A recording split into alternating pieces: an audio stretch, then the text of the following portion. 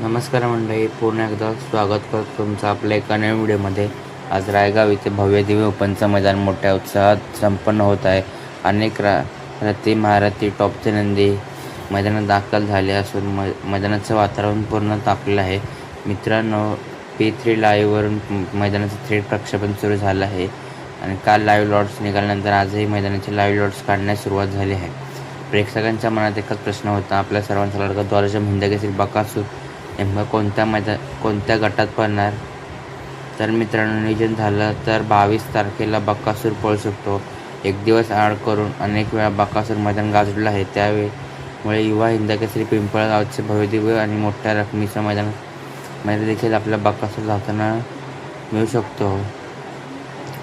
आणि आता सर्वात मोठी अपडेट, आजच्या रायगाव मैदानात बकासूरचा चिठ्ठी गट क्रमांक 8मध्ये तास क्रमांक 4वरून मोहिलशेठ धुमाळ यांच्या नावाने निघालेली आहे. म्हणजेच गट क्रमांक 8मधून तास क्रमांक 4वरती आपल्या सर्वांचा लाडका द्वारचंद हिंदकेसरी बकासूर पळताना दिसणार आहे.